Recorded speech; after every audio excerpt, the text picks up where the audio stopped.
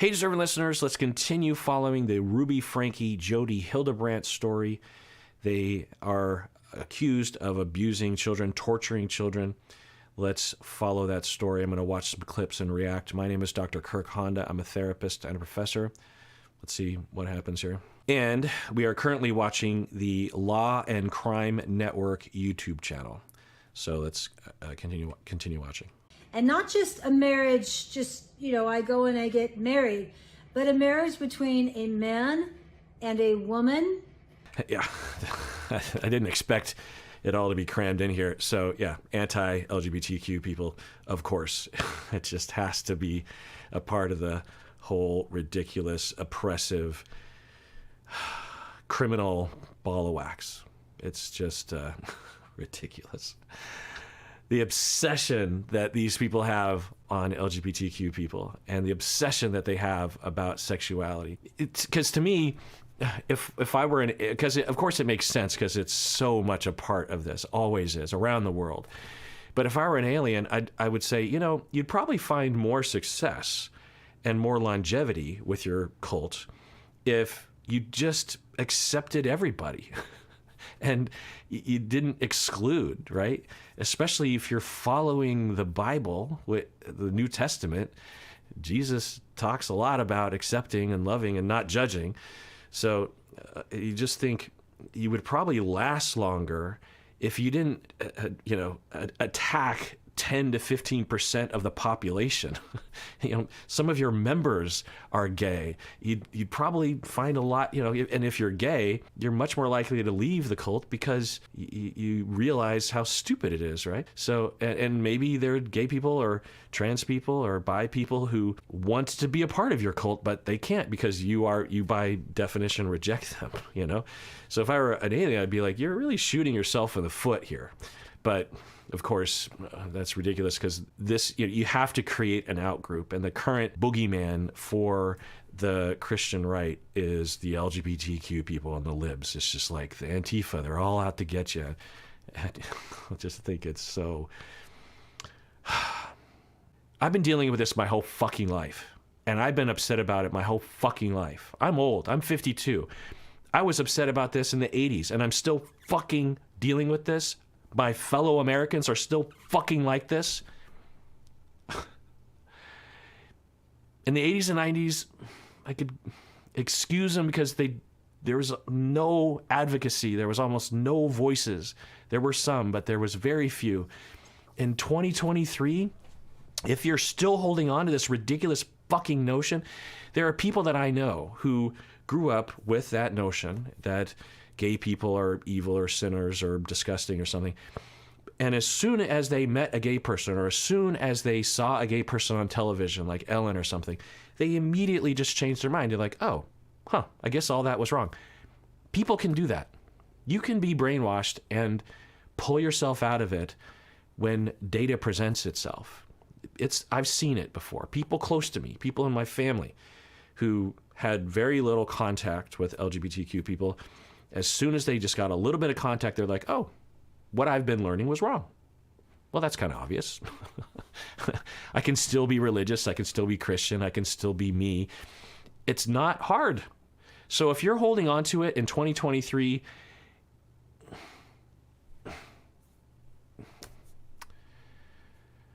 it just makes me so angry, like, it's sad. What's wrong with you?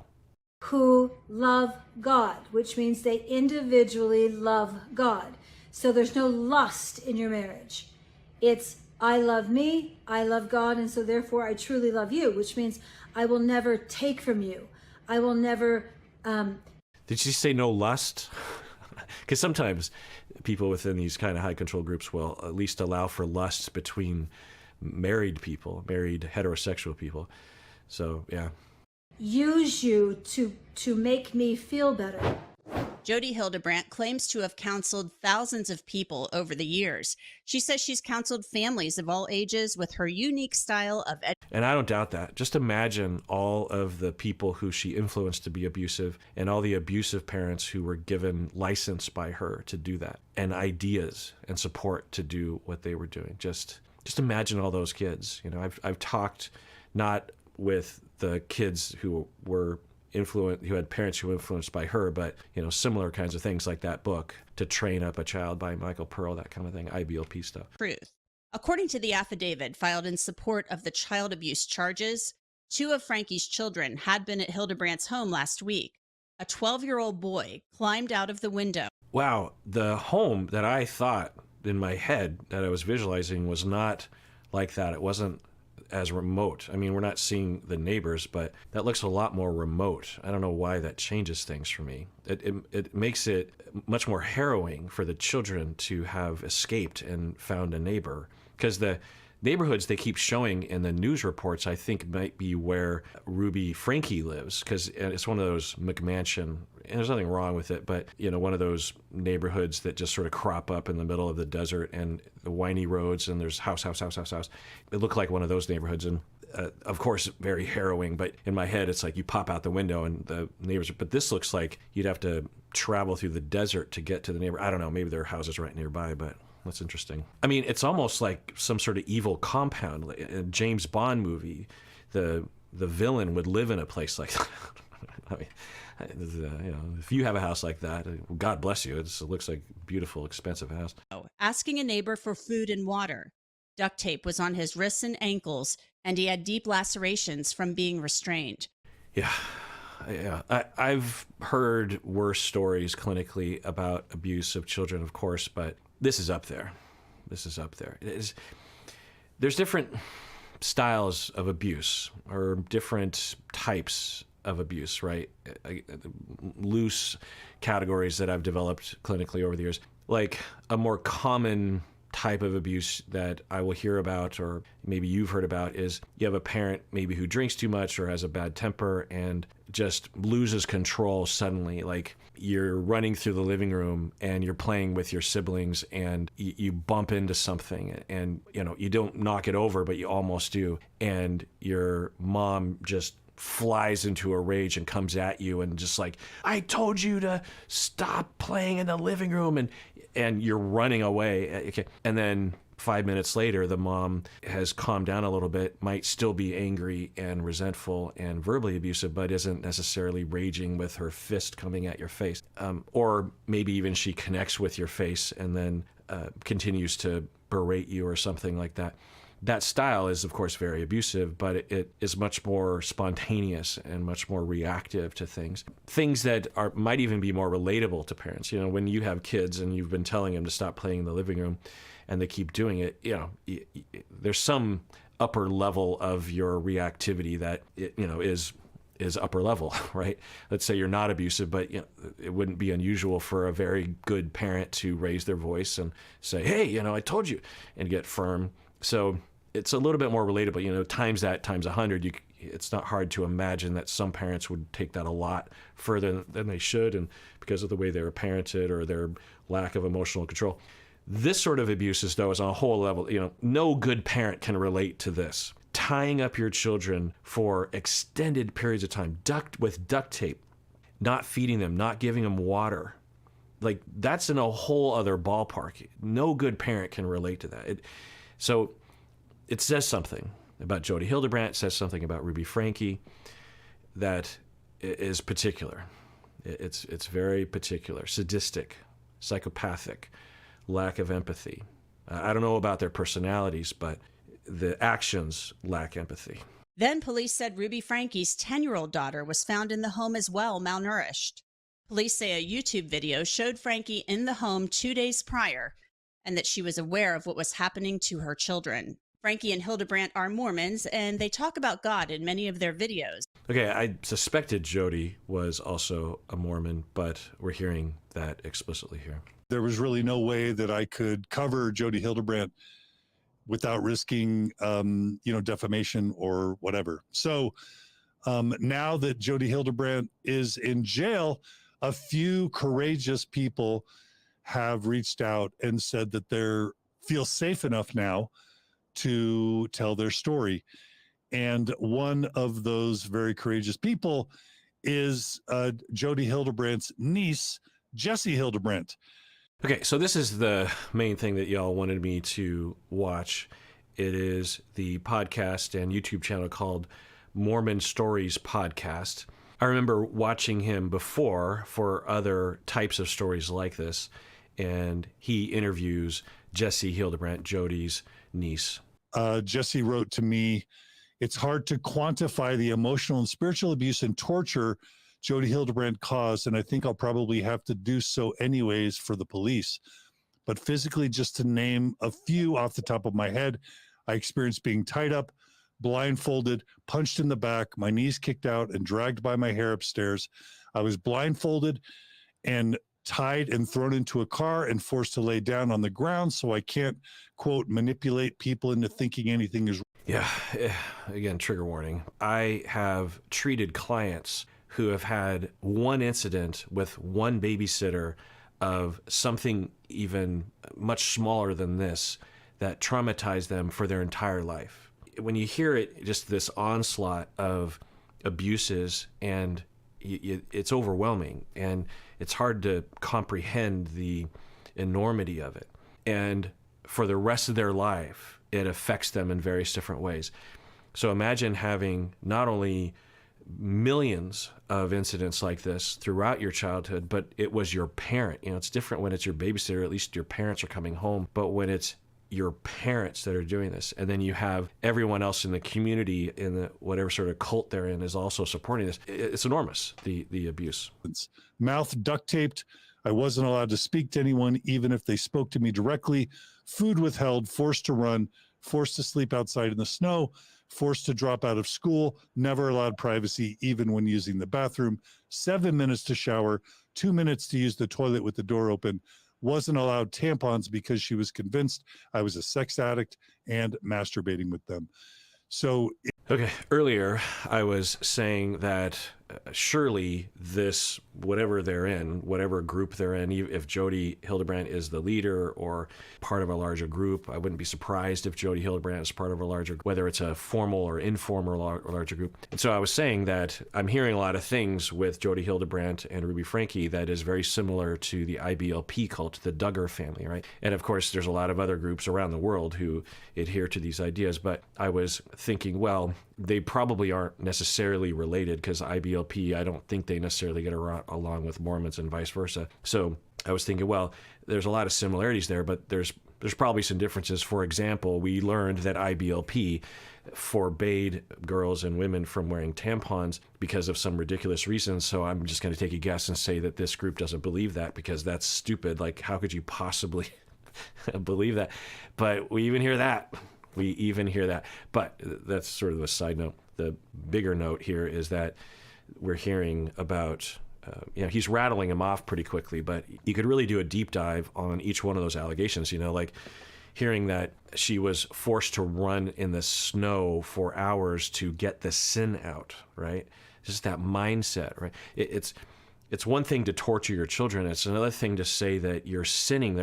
You're getting into a child's head. You're getting into their soul. You're saying there's something deeply sinful about you. You deserve this. God wants this. God's behind me, and the community's behind me. I'm inside of you. I'm in your spirit, beyond your body, beyond the physical realm. I am punishing your spirit. There's something deeply, inherently wrong with you, right? It's awful.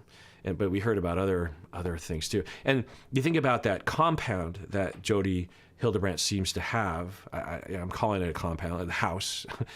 And it seems there's some indications that Ruby Franke was convinced or in league with Jodi Hildebrandt and brought her kids, two of her kids, over to Jodi Hildebrandt. And Jodi took over the discipline of the children.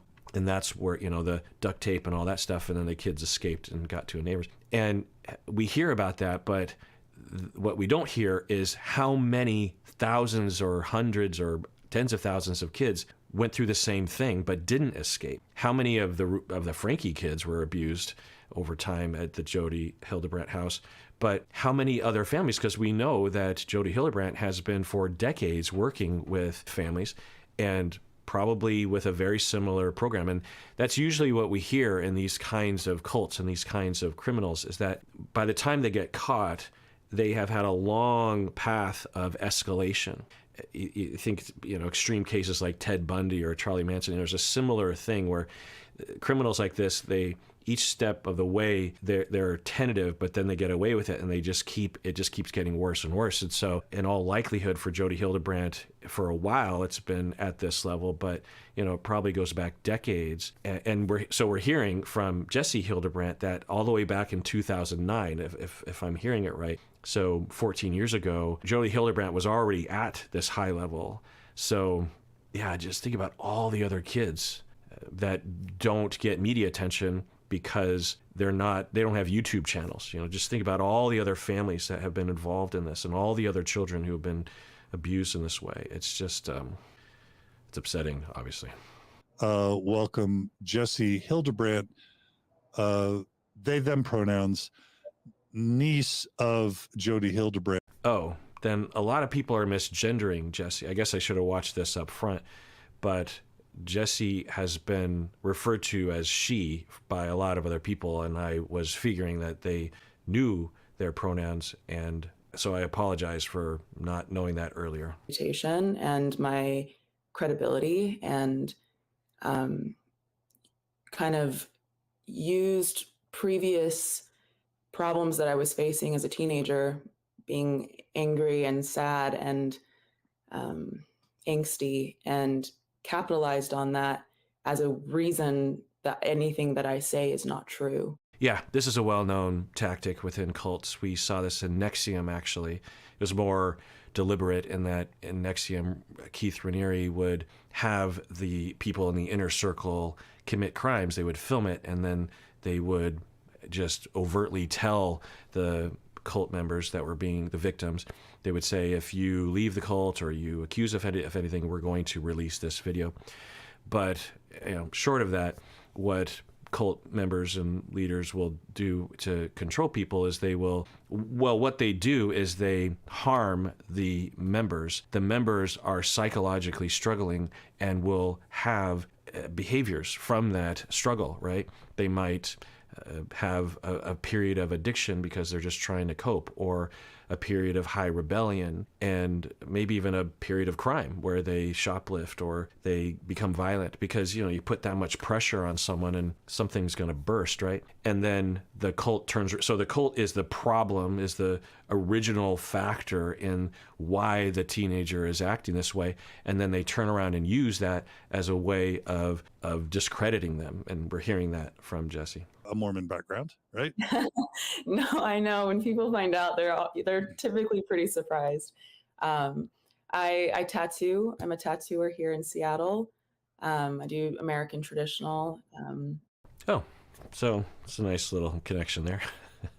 Combine that with reports of how she treated men specifically in her therapy practices, and then you combine that with the information that she apparently has a real history of dual relationships and inappropriate relationships with the women in the couples that she's counseled.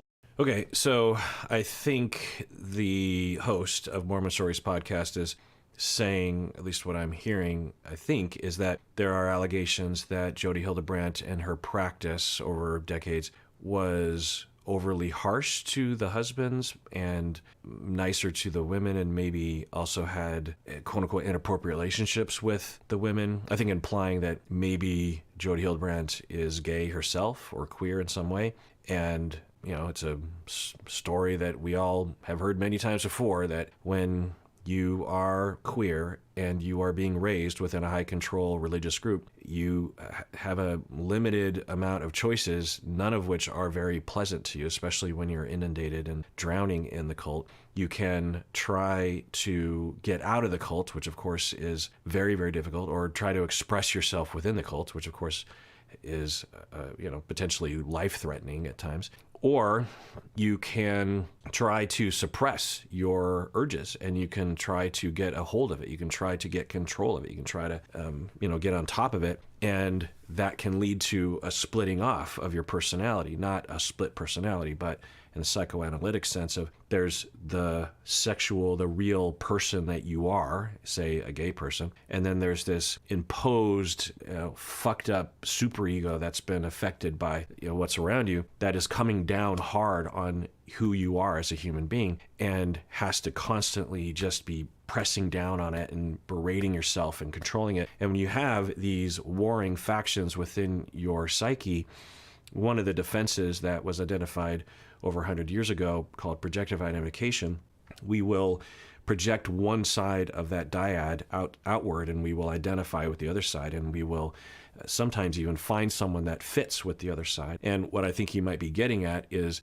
when Jodi Hildebrandt comes across a queer person such as Jesse Hildebrandt, then Jodi Hildebrandt, given that conflict and that propensity for projective identification, you find people that are queer, if you're Jodi, because you made that choice to suppress and control and berate yourself. So you find someone that's queer, and then you attack them, and you attack them because really what you're doing is you're attacking yourself because you internalize that voice. And you find someone that represents that part of yourself that you're denying, and you attack it, and you attack it, and you attack it. And that, of course, is a story we've heard a lot of. Within the Christian right, conservatives, there are a number of famous cases where you have someone who is spearheading bigotry against LGBTQ people. And then at some point it comes to light that they are gay themselves. And you're just thinking, what?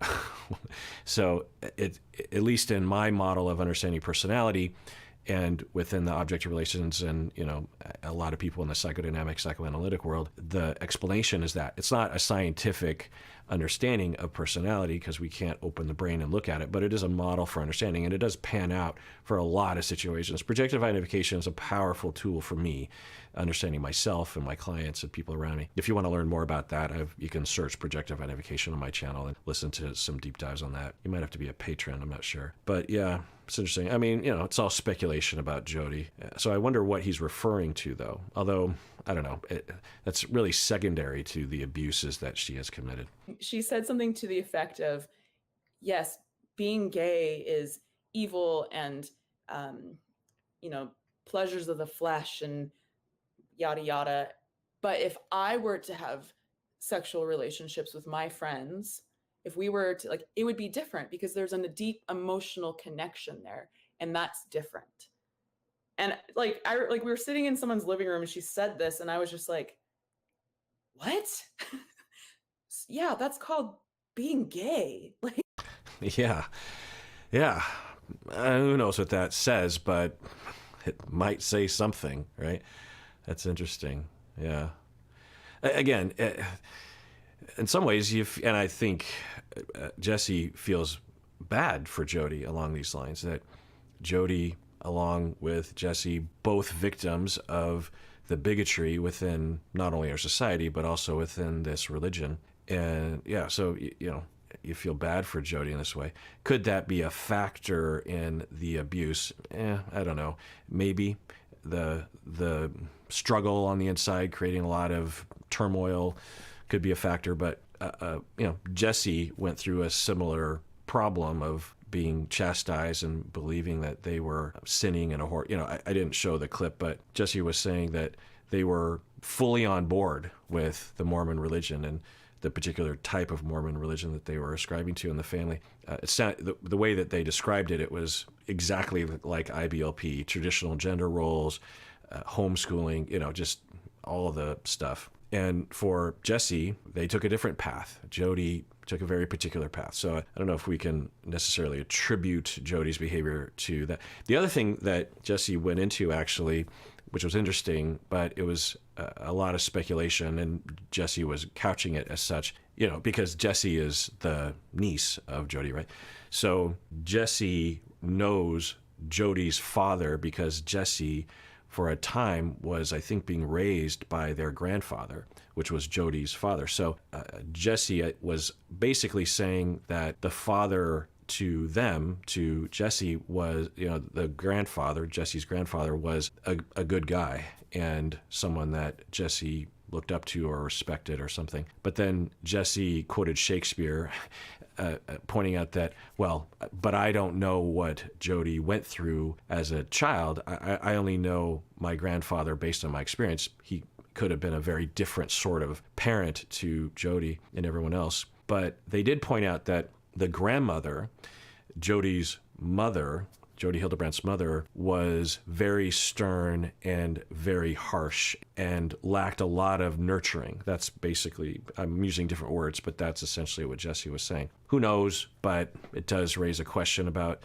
Jodi's upbringing. I think Jesse was saying that Jodi was the youngest child out of several children, 7, 8 children or something. And, who knows, but there could, something happened to Jodi when she was growing up.